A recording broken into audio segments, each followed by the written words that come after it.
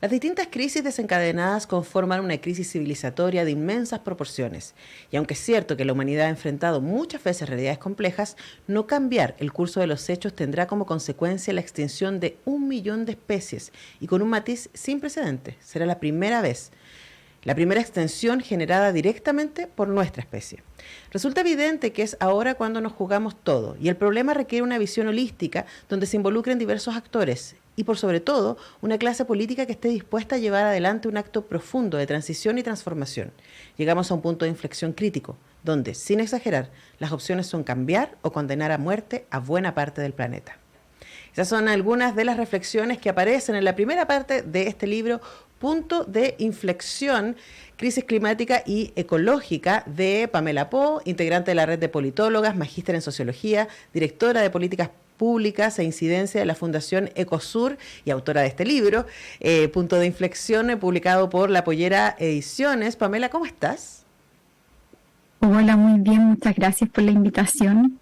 Bien, pero obviamente el panorama no es un poquito desolador a veces. Sí, yo pensaba que estamos en un momento de profunda desesperanza, quizás son las últimas semanas especialmente, como a nivel macro y a nivel claramente social político. En Chile es un momento bien difícil, ¿no? Bien gris. Pero todo esto además asociado a la crisis climática que enfrentamos. El libro uno podría dividirlo en dos partes, ¿no? Uno que es como un estado de la cuestión, en donde tú nos invitas a reflexionar a cómo llegamos hasta acá, cuáles son los datos que hemos tenido desde los 70, o sea, hace 50 años que estamos sabiendo que esto no puede seguir así y aún así no se han tomado las medidas, y qué es cuál es el estado de la cuestión hoy. Y luego hay una segunda parte del libro bastante más esperanzadora a la que vamos a llegar, en donde tú nos invitas a tomar acción, ¿no? Y a no dejarnos llevar por la ecoansiedad, tal cual tú lo escribes en una parte del libro, sino a comunitariamente poder avanzar en aportes para nuestra propia subsistencia. Es un libro que habla sobre la urgencia, ¿no? Y yo lo primero que te pregunto es, y que probablemente tiene que ver con lo que tú dices de la ecoansiedad, frente a un panorama tan desolador como el que vivimos, ¿qué nos queda por hacer? Y tú escribiste un libro sobre el que nos queda por hacer. Hablemos de eso.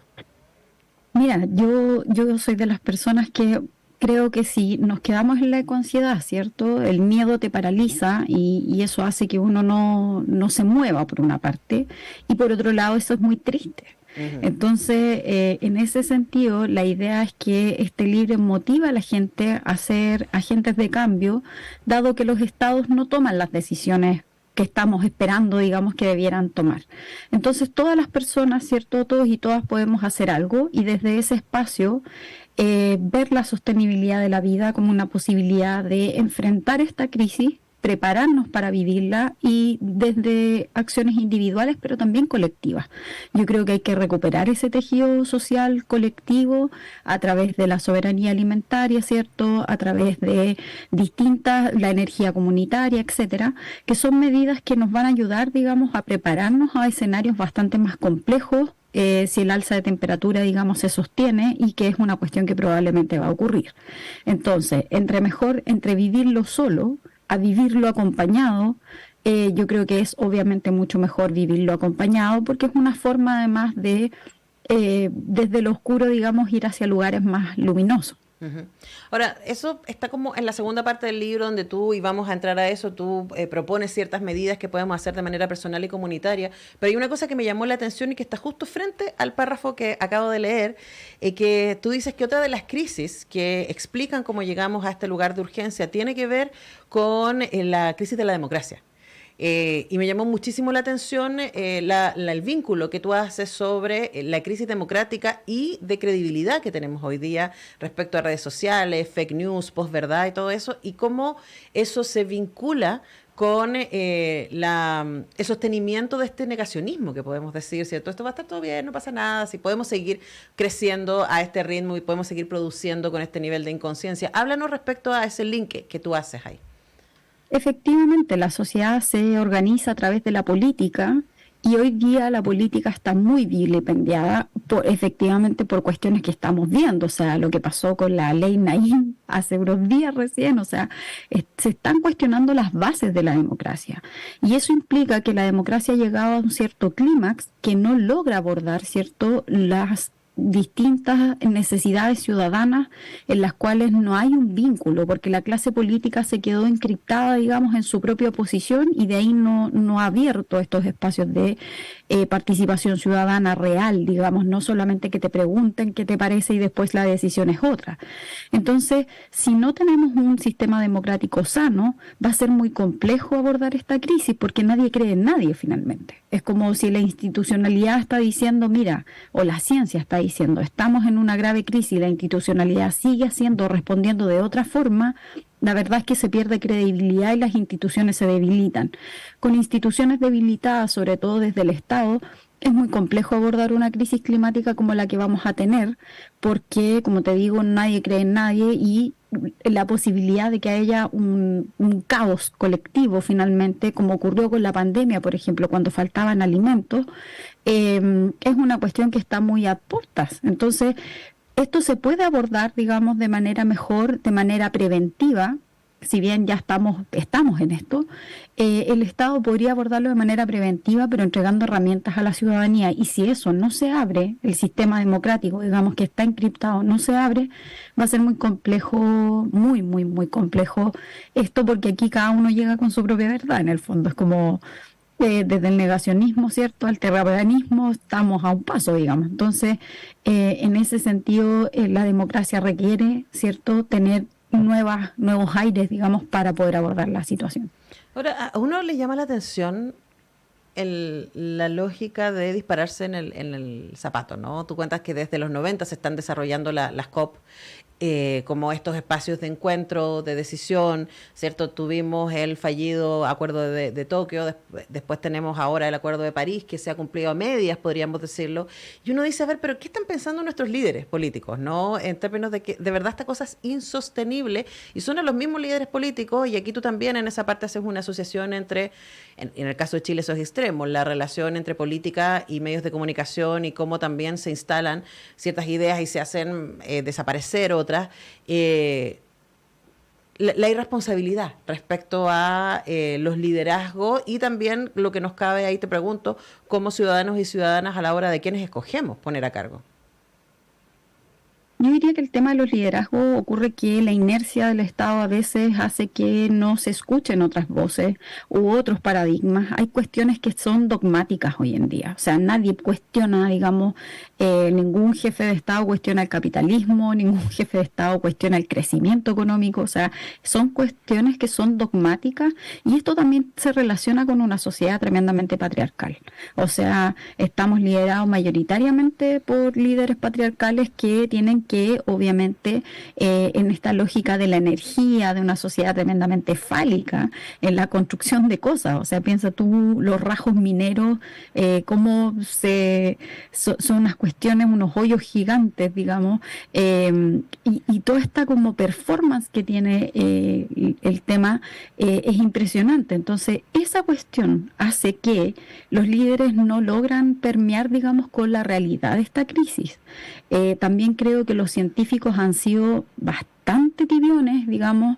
El IPCC es muy tibio. Yo soy sumamente crítica del IPCC. Si bien la ciencia habla, piensa tú que el último informe que sacaron, que esto fue hace una semana. Cuéntanos qué es el IPCC para que nadie se nos pierda. El panel intergubernamental de científicos que alrededor del mundo, ¿cierto?, se reúnen a ver el estado del arte, digamos, del tema climático, y salió el último informe para tomadores de decisión y, por ejemplo, no se incluyó el tema de una dieta que tiene que ser baja en carne. Y eso es porque los países se pusieron de acuerdo para no incluirlo. Entonces, si no se incluyen los informes de tomadores de decisión, los tomadores de decisión tampoco pueden, digamos, tener visible o a la vista el tema y no lo incluyen en las políticas públicas, porque es impopular, es sumamente impopular decirle a la gente, mira, tenéis que dejar de comer un poco o come menos carne. El tema es cómo hacemos la generación de contenido para que esas medidas sí en el fondo le hagan sentido a la gente, y por eso se requiere de mucha educación y necesitamos educar a la clase política. Si no estamos inmersos en ese punto, Lo que sucede es que salen las doctoras Cordero, salen los Diógenes Kaiser, o sea, necesitamos, digamos, que la ciudadanía se acerque a la política, y por eso también en el libro dedico un momento a ese espacio, digamos, que es la incidencia, porque si no, dejamos que otros tomen las decisiones, y por eso tenemos también los líderes que tenemos. Exactamente, porque uno dice, bueno, pero eso es la gente que tú nombras fue electa, lamentablemente, ¿no? Y hubo gente que votó por ellos. Entonces, claro, y la pregunta, la educación tiene que ver, es como, de nuevo, con los medios de comunicación y de nuevo con los discursos que se instalan. ¿A quiénes ponemos al mando? Quiero detenerme, Pamela, y les recuerdo que conversamos con Pamela Po, integrante de la red de politólogas, magíster en sociología, directora de políticas públicas e incidencia de la Fundación Ecosur y autora de este libro. Ahí ya ustedes la escuchan porque es parte del panel de radioanálisis también, pero esta vez estamos hablando de punto de inflexión, crisis climáticas y ecológica. Quiero detenerme en algo que dijiste así como a la rápida, pero quiero desarrollarlo, ¿no? Que es la idea de una lógica patriarcal en la relación que tenemos con el medio ambiente, ¿no? Y claro, si uno piensa que el mandato patriarcal tiene que ver con el dominar, tiene que ver con apropiarse, ¿cierto? Tiene que ver con la producción. Claro, ahí necesitamos cambiar un switch que es profundo, que es muy, muy, muy profundo. Y uno podría pasarle, y antes que se me vaya el tiempo quiero exponerlo, ¿no? A uno podría pasarle que, a mí me pasa constantemente, que uno dice, ya, bueno, ¿cuál es el sentido? ¿Cuál es el sentido si finalmente la gente que está tomando, o sea, si un país como Chile, incluso si nosotros nos organizamos, ¿cierto? Esto me pasa mis días malos, ojo, no siempre, pero estoy segura que mucha gente se siente identificada. Un país como Chile es un país pequeño, las grandes potencias son las que están hoy día teniendo la mayor responsabilidad en términos de la crisis climática, del aumento de la temperatura, de la desertificación, etcétera. Entonces, ¿de qué sirve que nos organicemos? ¿De qué sirve que yo recicle? ¿O de qué sirve que yo me deje de comprar ropa? ¿O de qué sirve que yo tenga un consumo más consciente? Convéncenos de qué sirve que tomemos medidas de manera personal y comunitaria. O sea, de partida las medidas individuales, si todo el mundo empieza a aplicarlas, y esto hay una charla TED, no, lamento no acordarme de quién la dio, pero es muy cortita, creo que es Graham Hill, que plantea si todo el mundo comiera 5 veces a la semana, digamos, vegetales y solo 2 días carne, equivale que a la mitad del mundo es vegetariano en el fondo. Entonces ya si todas las personas desde su espacio individual hace cosas, en el fondo ya estás contribuyendo, y eso hay que valorarlo, hay que ponerlo en valor. Yo creo que a veces ocurre que uno se siente así como, pero bueno, ¿y para qué hago esto? En el fondo no tiene sentido, y sí tiene sentido. Yo creo que, y eso también implica que se van generando cambios de comportamiento culturales que le vas heredando a las nuevas generaciones, y eso sí está pasando, digamos. Las nuevas generaciones tienen menos, digamos, están menos conectados con el tema del consumo, etcétera. Y por otro lado, el tema comunitario te va a ayudar absolutamente a enfrentar una crisis que va a ser mucho más grave.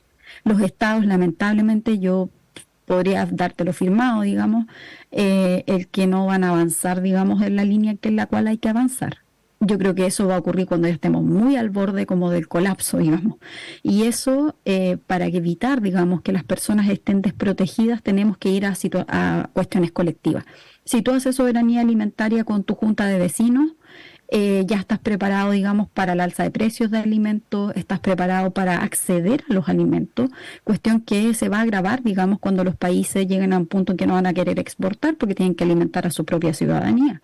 Entonces, es una forma de prepararnos para enfrentar y no seguir aplazando, digamos, medidas que debieran estar siendo ya ejecutadas por el Estado, pero que lamentablemente todavía hay algunos avances muy pequeños y muy tímidos. Bueno, de hecho, uno puede decir, no, mira las temperaturas que estamos viviendo a finales de marzo, a inicios de abril, o sea, esto es difícil poder negar que las cosas no eran como eran hace 10 años solamente, ¿no? O sea, que de verdad es que somos testigos, nuestra generación, de un cambio climático. Y yo pensaba en esto y pensaba que el ser humano, el Homo sapiens, lleva entre 150.000 y 200.000 años en este planeta. Y pareciera ser que en los últimos 200 incendiamos la casa, ¿no? De hecho, Greta Thunberg tiene un libro que se llama así, ¿cierto? Tu casa está en llamas. Porque por muchísimo tiempo la humanidad pudo relacionarse con el planeta de una manera más o menos armónica, pero con la revolución industrial esta cosa se disparó y en los últimos 200 años hemos desarmado este planeta. Entonces, claro, quizás en lugares donde nos volvemos a encontrar. Y lo que tú dices, Pamela, yo acá, cada vez que entrevisto a un ecóloga, alguien que trabaja temas medioambientales, le digo siempre, antes de partir la entrevista, siempre pregunto, ¿a cuántos años estamos de Mad Max? de esa escena de desertificación total, de crisis del agua, no sé qué. Y yo siempre espero que se rían y que me digan eso no va a pasar. La respuesta que he recibido por lo menos 12 veces en los últimos 3 años ha sido no sabemos. Y es una respuesta muy dura, porque nadie me ha dicho, no, eso no va a pasar, no, todavía tenemos espacio, ¿no? Entonces, un poco la lógica que tiene tu libro en esta última parte es decirnos, esto está pasando, probablemente vamos a tener que enfrentarnos a una crisis de agua, una desertificación, ya lo estamos haciendo, luego qué hacemos como comunidad para prepararnos para esta adversidad, ¿no? Y ahí como politóloga te pregunto también, ¿cuáles son, crees tú, las mayores fortalezas que podemos tener en comunidad cuando empezamos a tomar conciencia de la acción personal y comunitaria frente a este panorama tan adverso? Mira, hay ejemplos de personas que se han organizado y que incluso han restaurado cuencas y eso significa que cuando restauras suelo, por ejemplo, el agua vuelve a surgir. Entonces hay evidencia, digamos, de organizaciones ciudadanas que están haciendo este tipo de cosas. Otras personas que en solitario han plantado más de 100 árboles, por ejemplo, y que después generan un bosque que hace que el agua vuelva al ecosistema y eso trae ecosistemas, fauna, etcétera. Entonces, en el fondo hay cosas que ya la ciudadanía está haciendo. Y en esto yo creo que, no digo que llame a la desobediencia civil, pero en el fondo sí a la organización civil. Si no nos organizamos como ciudadanos, la verdad es que estamos bastante expuestos a cuestiones que a los distintos desastres naturales, ¿cierto?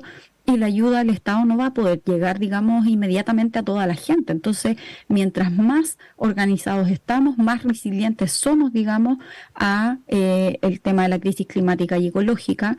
Y por otro lado, Chile es un país bastante privilegiado y a la vez maldecido, digamos, porque tenemos ecosistemas muy ricos, digamos, que nos permiten generar soluciones basadas en la naturaleza, pero como también estos se están destruyendo, estamos sumamente vulnerables al tema.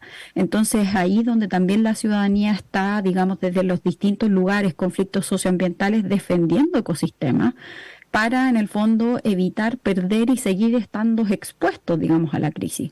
Entonces yo diría que la ciudadanía sí está haciendo cosas, sí está abordando esta crisis, pero necesitamos profundizar aún más y creernos este cuento de que somos todos y todas sumamente necesarios para poder enfrentar lo que viene. Y además también eso nos da un sentido de esperanza, ¿no? Frente a este descontrol, frente a tantas cosas terribles que suceden, frente a las que uno se siente tan pequeño, bueno, decir, bueno, pero yo en mi comunidad, conmigo, con mi familia, estamos haciendo cambios que tienen sentido. Y para tener más detalles al respecto, les recomendamos mucho que se consigan Punto de Inflexión, Crisis Climática y Ecológica. No les engañe que es un libro chiquitito, es un libro que tiene muchas ideas muy potentes que de verdad pueden cambiar vidas y comunidades enteras. Así que, Pamela Po, muchísimas gracias por este tiempo con Radio Universidad de Chile y por escribir este libro para traernos esperanzas en medio de este caos. Que estés muy bien. Listo, muchas gracias a ustedes también. Así que agradecida, digamos, por mostrar el libro y efectivamente la idea es que todos nos organicemos y podamos enfrentar de mejor modo este tema. Bueno, nosotros nos quedamos entonces con esta recomendación, Punto de Inflexión. Está publicado por mis queridísimos amigos de La Pollera Ediciones, así que lo encuentran ahí en las redes de La Pollera, lo encuentran también en librerías. Agradecemos entonces a Pamela Po, nos vamos a la música, a la pausa y ya regresamos.